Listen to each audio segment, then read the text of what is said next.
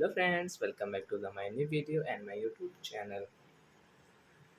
In this video guys, today we will talk about aeroplane mode, how to turn off.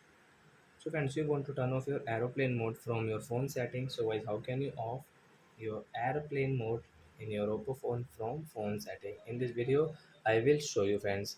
So before starting video friends, I want to tell you guys, if you need my channel, so friends, first of all, go and subscribe my channel, click the bell icon, like my video. So you can first of all open your phone setting to turn off your aeroplane mode, and as you can see guys, this aeroplane mode icon on your screen, you want to off, you can off it. Then guys scroll it, and guys you can see your connection and sharing option, fans tap here.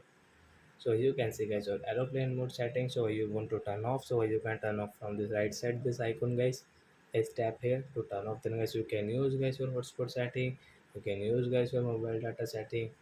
So I hope friends you have understood how to turn off aeroplane mode in Oppo phone. So that's it guys. Thanks for watching the video guys. We will meet on next video. Bye bye friends.